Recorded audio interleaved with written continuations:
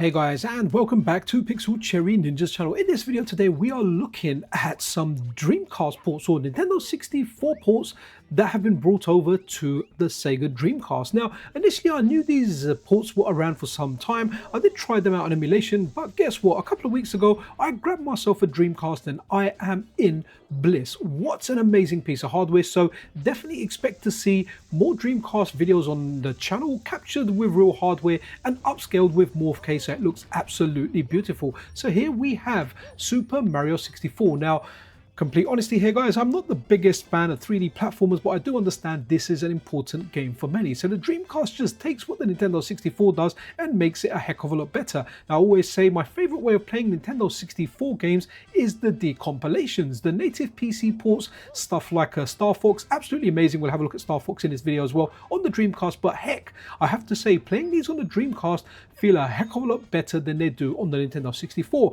And I don't say that lightly because recently, well, over the last couple of years, I've been playing the N64 on the Mr. FPGA core. I've actually recently been playing it on the Analog 3D, and as well as that, I've been playing it on original hardware. I've got Nintendo 64, I hooked it up, and I have to say, when playing the Nintendo 64, man, the visual quality is absolutely terrible. The Analog 3D does an amazing job of giving you better visual clarity, but I have to say the Dreamcast is just phenomenal. Like, we never got these games back in the day. The Dreamcast never had these, and it's amazing to see these games like running on the Dreamcast, man. Like, I only know the first level of this game. I've played it, and guess what guys, when I first played this and when I was doing this on the Mr. FPGA, I kept, right, does this make sense to you? I am on a mountain, I'm fighting a bomb guy with a big mustache, right? And I want to destroy him. It kind of makes sense that I pick him up and I throw him off the mountain. That's what I kept doing on the Mister, and he kept getting annoyed. And I was like, what the heck am I doing? And someone said in the comments, no, don't throw him off the mountain.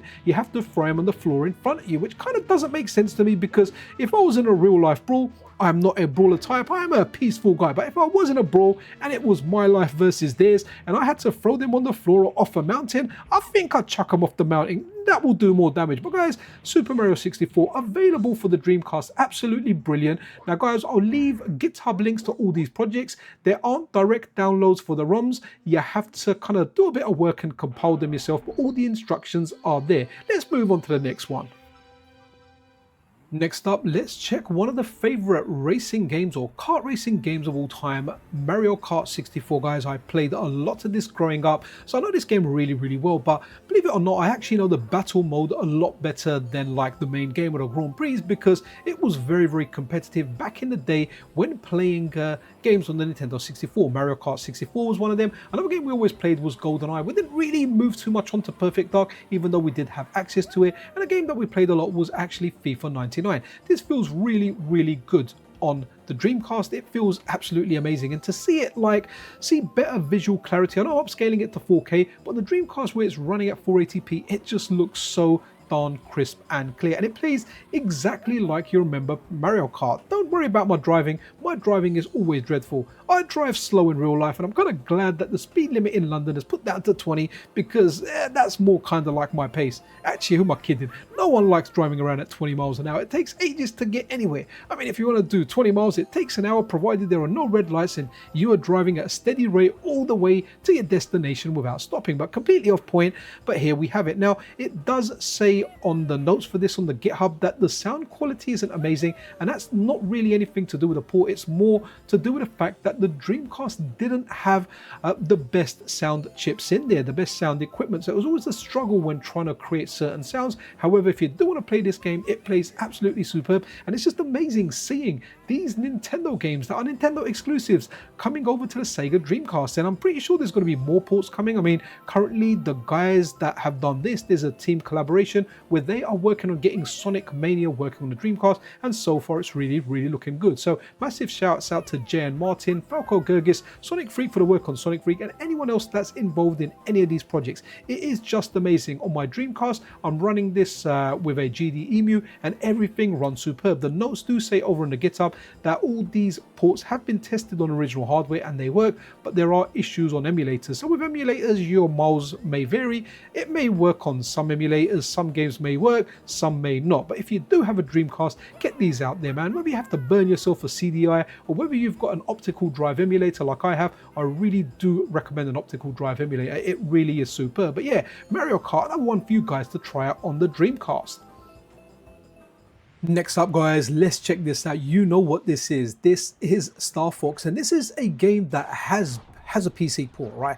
It works really, really well, and some of the work that the guys done on that, like all the ports over here, when we're looking at the Mario 64 one, that was a port that was available earlier. It was released in 2020. Jay and Martin and team actually made improvements to that. When we look at Mario Kart, there's reverse engineering work that's been done, and that work is used in order to make these ports. So this Star Fox port is freaking amazing, guys. I absolutely love it. Now, given I really do like the PC port, the native PC port. That I would say is the best way of playing it. However, playing it on the Dreamcast is just amazing. I in particular like the control scheme. Now, an issue that I always had with Star Fox, I smashed this. It was called Lilac Wars here in the UK, but I played it, got on really, really well with it. But whenever I dived back in, for some reason, I'd kind of forget what the controls were when it came to like your brake, your boost, and all that stuff there. I would always know where fire and your bomb was. But what I really like is on the Dreamcast, it's simple. A is your fire, X fires your bomb, Y is boost, and B is brake. So it just kind of makes sense, right? Because Y is the top button,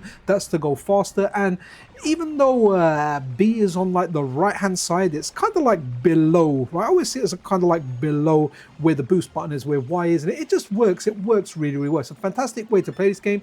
We've got different ways of playing Star Fox. We can play on the Nintendo 64. It's one of the best games on the system. I mean, I've dived or double dived in that game many times. I bought it on the 3DS when that came out. In fact, you should play it in 3D. It looks absolutely beautiful, but it just looks so polished on the Dreamcast, man. The Dreamcast may not have the best sound, but man, when it comes to visuals, I certainly think that for that generation, it has the best visual output. So since doing stuff with like an upscaler, the Morph4K, from the PlayStation generation, I feel like the Saturn has the best video output, and from the Dreamcast generation where we had like the GameCube, the PlayStation 2, I certainly feel the SEGA Dreamcast just has like the cleanest visual output, and Star Fox is an absolute treat to play. Play it, take on Andros's forces. Take it out, play it. Again, all links will be left in the description. If you do want to compile these for yourself, go and compile these for yourself. They are well worth playing. But again, these are something that play best on original hardware. You may be able to try them on an emulator, but in all honesty, when these were kind of made and I had an emulator, I didn't really have the motivation, or I didn't really want to play them, because I was like, well, instead of running this on a Dreamcast emulator, for example, Star Fox, I can run the native PC port. I can play the Mr. FPGA core, or now the Unlock 3D core, and play the Nintendo 64 version. But as soon as I got my Dreamcast, yeah, I just went ahead and played all of these, and yeah, I've had an absolute great time. Last but not least, in the ports we're going to have a look at and show off today. So this over here is Doom 64. Now guys, I never really played this game before. I remember playing this on like Mr. FPGA streams on the channel, and I remember it being very dark, and even now it is really, really dark.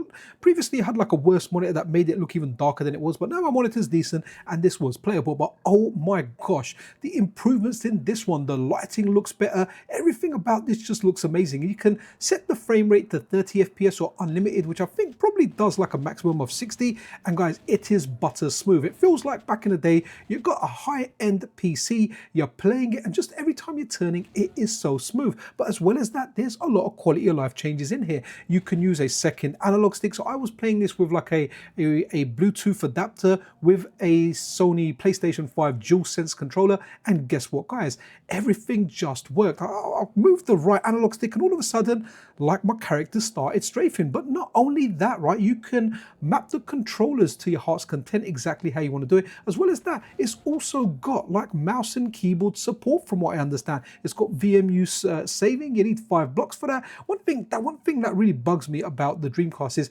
whatever VMU you've got, a memory card you got, it can only have a maximum of 200 blocks. So you need like multiple there, even if you're using like a virtual VMU on your device. Again, just like with other stuff, not exactly sure how well this runs on a software emulator, but on original hardware, it works absolutely dandy. And I can't believe my eyes as to how good this game looks, and the frame rate. I mean, it is just solid. It's a pleasure to watch yourself turn in this game. And that sounds crazy, but when you're turning around in this stuff, it is just absolutely mind-blowing. But that's it for the ports, guys. All links to where you can get these will be in the description of the video, so do check these out.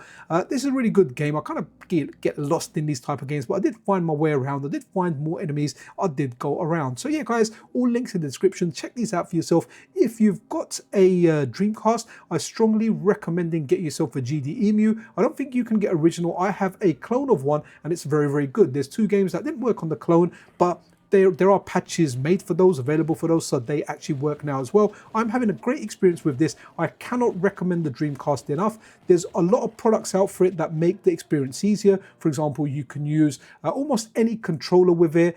You can the games you can output via VGA, and the games that didn't support VGA have patches made for them. There's a lot of stuff. It's got a very, very strong community. People like Derek Pascarella and RazorX are always making quality of life software. Derek recently made open menu that makes managing your GD Emu just so much easier. So absolutely amazing. The Dreamcast community is amazing. The homebrew is amazing, and I'm really looking forward to what the next Nintendo 64 port will be. So guys, if you've enjoyed this video, if you love Dreamcast, hey, why not subscribe to the channel? Pressing that like button and turning on those notifications really helps as well. Anyway guys, this is Pixel Cherry Ninja out.